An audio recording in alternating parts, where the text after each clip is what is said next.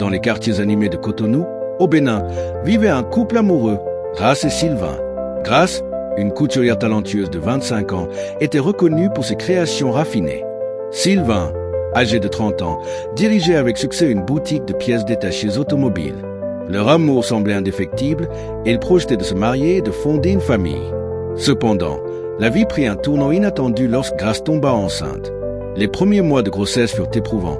Nausées matinales sévères, vertiges fréquents et une fatigue accablante l'empêchaient de travailler comme avant. Sylvain, initialement compréhensif, commença à montrer des signes d'impatience. Les responsabilités financières pesaient lourdement sur lui et il exprimait de plus en plus son mécontentement. Les tensions s'intensifièrent et un soir, après une énième dispute, Sylvain prit une décision radicale. Il fit ses valises et quitta leur domicile, laissant Grace seule avec sa grossesse compliquée. L'abandon de Sylvain plongea Grace dans une profonde détresse. Outre les défis physiques de sa grossesse, elle devait affronter les jugements de son entourage. Dans sa communauté, une femme enceinte sans mari était souvent stigmatisée. Les commérages allaient bon train, et certaines clientes cessèrent de fréquenter son atelier de couture, craignant que sa situation ne porte malchance. Malgré ces obstacles, Grace refusa de se laisser abattre. Elle reprit son travail, acceptant des commandes même les plus ardues, travaillant tard dans la nuit pour économiser en vue de l'arrivée de son enfant. Les jours étaient longs et les nuits courtes, mais sa détermination restait inébranlable. Seule dans une salle d'hôpital modeste de Cotonou, Grace donna naissance à un garçon qu'elle nomma Joël, signifiant « Dieu est avec nous ». Les premiers mois furent particulièrement difficiles. Les pleurs incessants du nourrisson, combinés à la fatigue et au manque de soutien, mettaient à rude épreuve sa résilience. Cependant, chaque sourire de Joël ravivait sa détermination. Grace jonglait entre son rôle de mère et celui de couturière. Elle confectionnait des vêtements pendant que Joël dormait, souvent bercée par le doux ronronnement de la machine à coudre. Les finances étaient serrées, mais elle parvenait à subvenir aux besoins essentiels de son fils, sacrifiant souvent son propre confort. Pendant ce temps, Sylvain refit sa vie.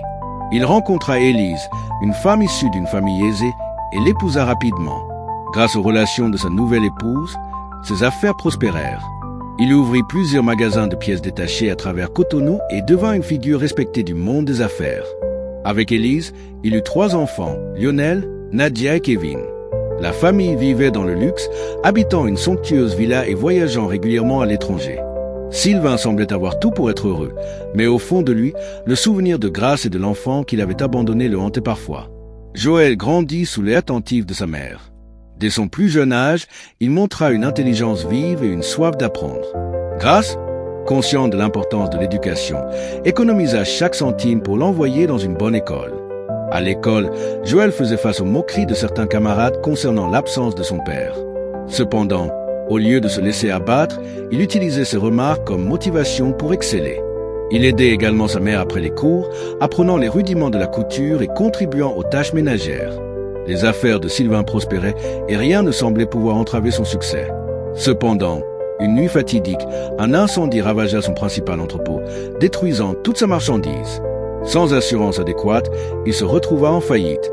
Les créanciers se manifestèrent rapidement et Sylvain dut vendre ses biens pour rembourser ses dettes. La famille déménagea dans un modeste appartement en périphérie de la ville, un contraste frappant avec leur vie précédente. Habitués au confort, les enfants de Sylvain durent s'adapter à une nouvelle réalité. Ils furent inscrits dans des écoles publiques où les ressources étaient limitées. Lionel, l'aîné, ressentait une pression immense pour soutenir sa famille. Il cherchait des petits boulots après l'école, souvent mal payés et épuisants. Lionel, l'aîné des enfants de Sylvain et Élise, se retrouva à Cotonou en quête d'un emploi pour subvenir aux besoins de sa famille. Après des semaines de recherches infructueuses, il tomba sur une offre d'emploi pour un poste d'assistant administratif dans une entreprise florissante nommée Joël Entreprise. Sans hésiter, il envoya sa candidature et fut convoqué pour un entretien. Le jour de l'entretien, Lionel entra dans le bureau du directeur général. À sa grande surprise, il se retrouva face à un jeune homme de son âge, dont les traits lui semblaient étrangement familiers. Pendant l'entretien, Joël parcourut le CV de Lionel et remarqua des similitudes troublantes, le nom de leur père, Sylvain, et des détails familiaux concordants. Intrigué, Joël posa quelques questions personnelles. Et après, un silence s'installa. Les 2 jeunes hommes réalisèrent qu'ils partageaient le même père. Les émotions étaient mêlées, surprise, confusion, mais aussi une étrange sensation de connexion. Après cette découverte, Joël invita Lionel à dîner pour discuter davantage.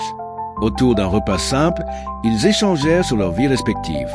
Joël raconta comment sa mère, Grace, l'avait élevé seule après avoir été abandonnée par Sylvain.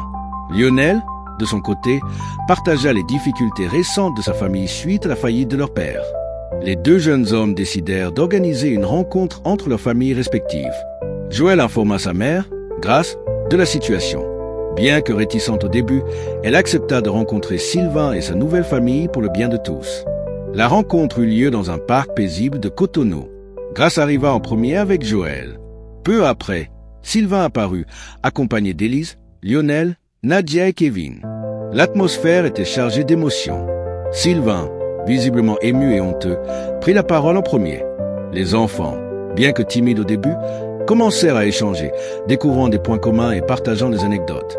La glace se brisa progressivement, et les rires remplacèrent les silences gênés. Suite à cette réunion, Joël proposa à Lionel un poste au sein de son entreprise, offrant ainsi une stabilité financière à son demi-frère. Nadia, passionnée par la mode, fut encouragée par Grace à apprendre la couture, perpétuant ainsi le savoir-faire familial. Kevin, le plus jeune, trouva en Joël un mentor qui l'inspira à poursuivre ses études avec détermination. Sylvain, quant à lui, entreprit de reconstruire sa vie professionnelle, soutenu par ses enfants et, étonnamment, par Grace et Joël. Les blessures du passé ne s'effacèrent pas du jour au lendemain, mais la volonté commune de tourner la page permit à chacun de trouver sa place dans cette nouvelle dynamique familiale. Cette histoire, bien que parsemée de douleurs et de regrets, témoigne de la résilience de l'esprit humain et de la capacité à pardonner. Grace, malgré l'abandon et les épreuves, éleva un fils qui devint un homme accompli. Sylvain, après avoir fait face aux conséquences de ses actes, trouva la rédemption en réunissant sa famille. Les enfants, issus de deux unions différentes, apprirent que les liens du sang sont indélébiles et que l'amour familial peut surmonter les obstacles les plus insurmontables.